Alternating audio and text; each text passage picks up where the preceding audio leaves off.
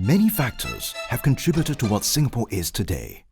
Stories from our past as a trading post and as a society of diverse cultures have been captured in publications, such as Singapore's first English newspaper, photographs and maps. Owing to its strategic location, Singapore was a bustling port that connected the east-west maritime trade routes for many centuries.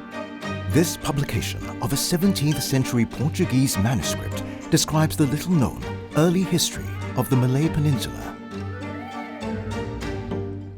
One of the maps in this publication depicts a Syabandria, meaning harbour master, on the eastern part of the island, highlighting Singapore's role as an active trading hub.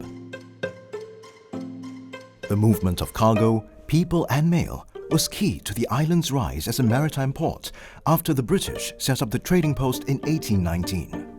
Information and news were vital to traders, and the Singapore Chronicle, Singapore's first English newspaper, was published in 1824 to meet that need.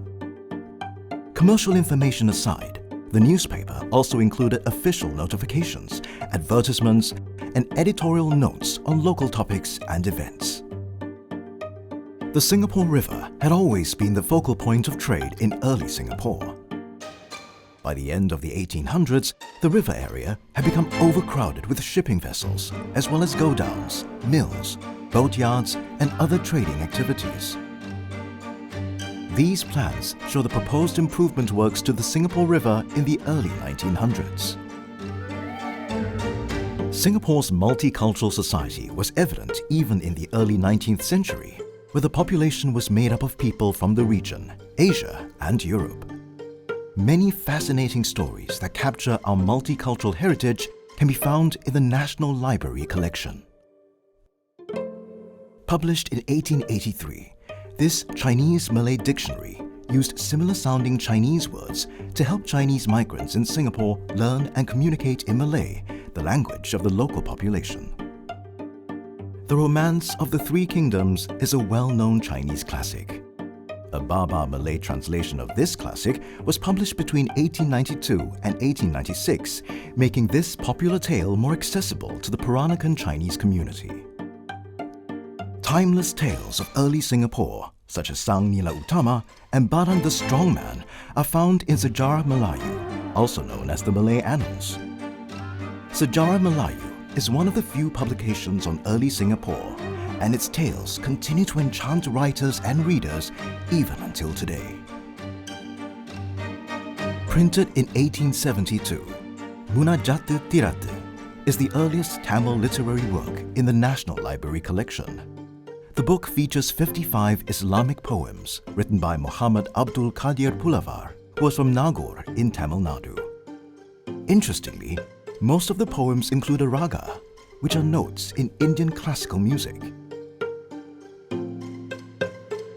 The National Library collection also sheds light on interesting aspects of life in early Singapore through its heritage publications. Photo Album Singapore offers readers a glimpse into life in the late 19th century Singapore through photographs of hawkers, rickshaws, different ethnic groups, and places such as Commercial Square and Johnston Pier. Peraturan Bola Sepak was a booklet published in 1895 about the rules of football, reflecting Singapore's long-standing love of the beautiful game. This booklet is a translation into Malay from English. Most cookbooks in early Singapore were written by expatriate women in Malaya and contained mainly European recipes. Published in 1952, My Favorite Recipes is considered to be the first Singaporean cookbook. It comprises local recipes such as baked tauhu, ota-ota, and coconut candy. The history of Singapore is rich, diverse, and fascinating, and our collective memories and stories can be found in the collections of the National Library.